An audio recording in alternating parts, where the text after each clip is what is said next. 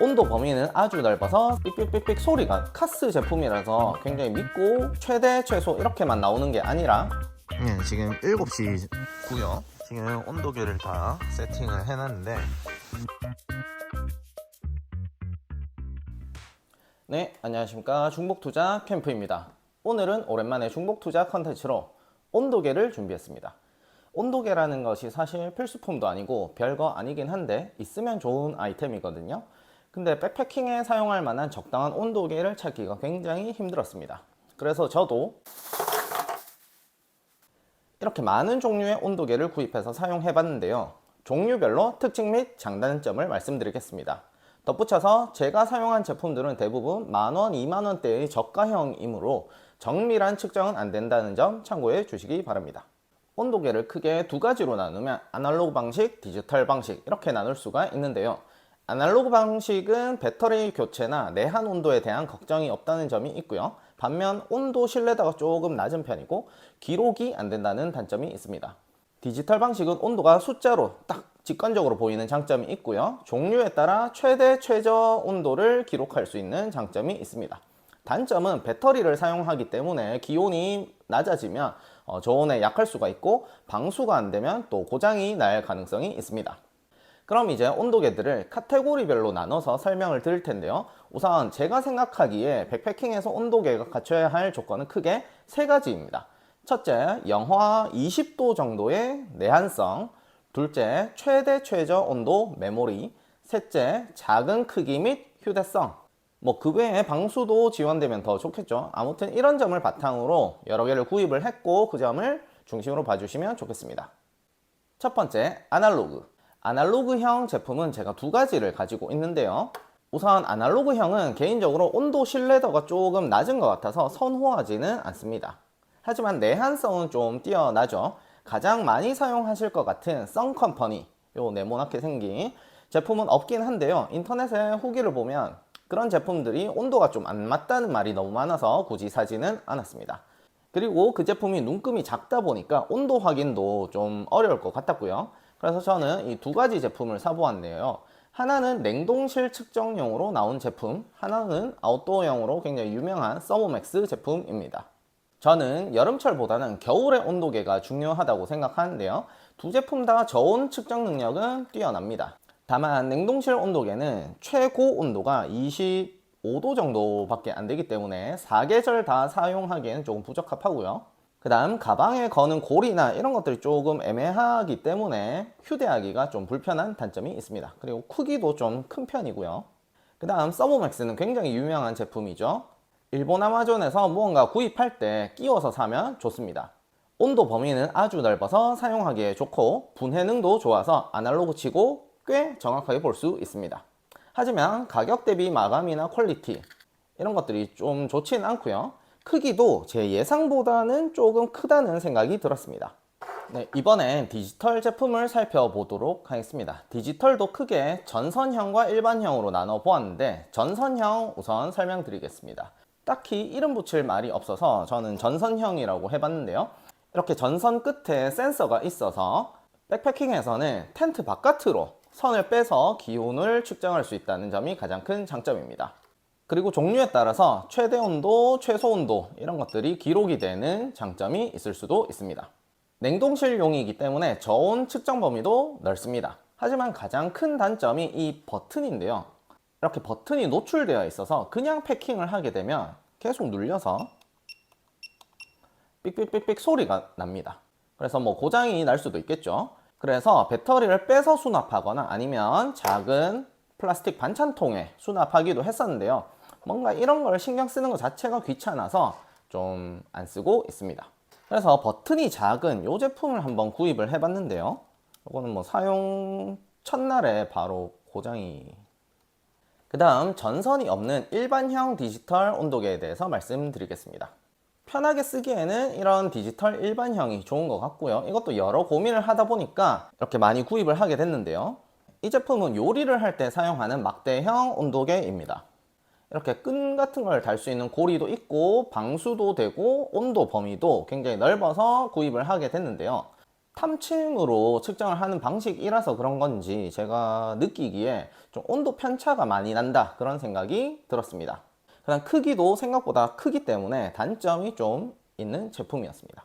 그리고 이런 디지털 온도계 우리가 뭐 집에서 많이 사용하는 거죠. 이런 것을 구입을 했는데요. 둘 다 최대 최소값 메모리 기능이 있습니다. 하지만 얘는 크기도 좀 크고 방수도 조금 안 될 것 같고 그 다음에 디스플레이가 너무 안 좋아서 이게 잘 안 보이더라고요. 그래서 사용을 하지 않고 있고요. 그 다음 얘는 크기도 작고 기능 자체는 괜찮은데 어디 매달고 다닐 만한 게 없어서 이렇게 공예용 철사로 제가 만들어서 사용을 했습니다.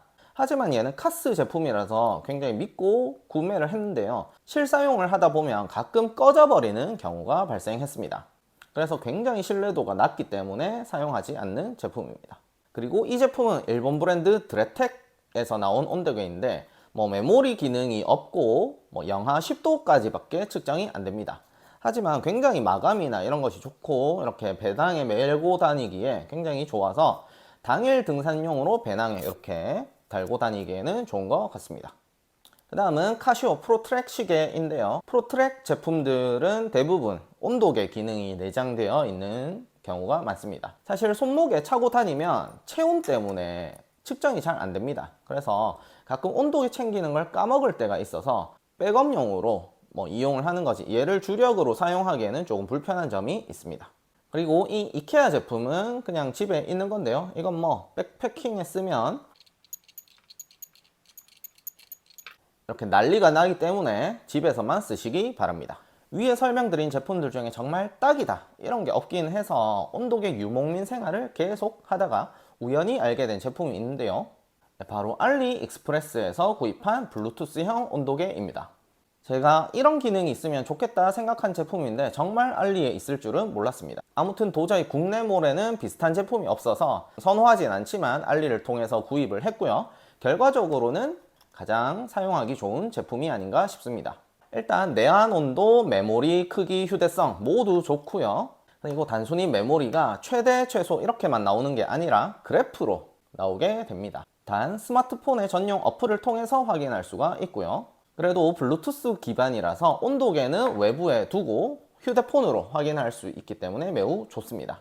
구입한 제품은 두 종류인데 하나는 알리에서 잘리로 검색하시면 되고 하나는 오리아라고 검색하시면 됩니다. 가격도 적당하고 백패킹에서 사용하기에 딱인 조건을 가지고 있습니다.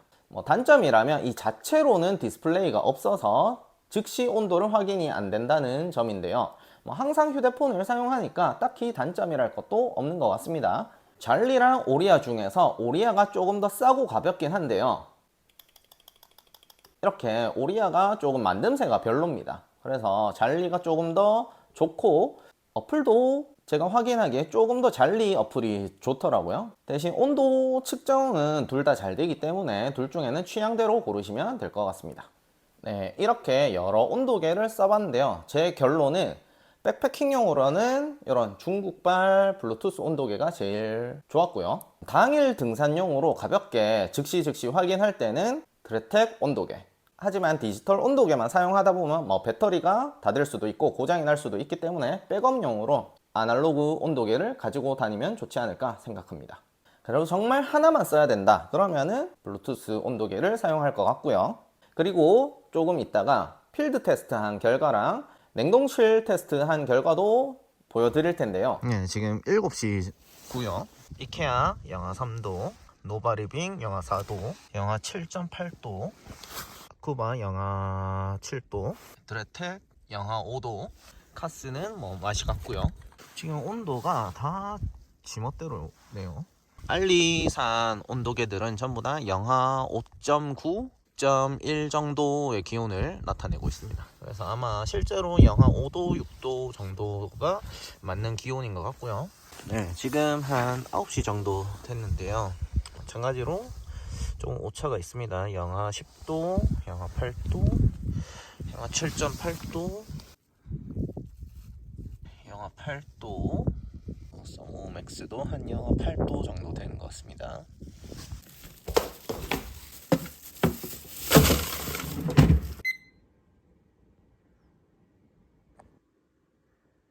시간이 거의 1시간 정도 지났는데 영하 14도, 네, 영하 10도가 넘어섰기 때문에 온도 표시가 안 되고 있습니다. 영하 16도 정도 보이는 것 같습니다. 영하 12도, 영하 6, 7도, 아예 디스플레이가 꺼졌고요. 또 영하 16도 정도, 온도 범위가 넘어서 기록이 안 되고 있습니다. 네, 잘리 어플은 이렇게 나오고 있습니다. 영하 13도, 네, 이렇게 온도 그래프까지 확인할 수가 있고요. 오리아 어플도 뭐 영하 15도 이렇게 나와 있고,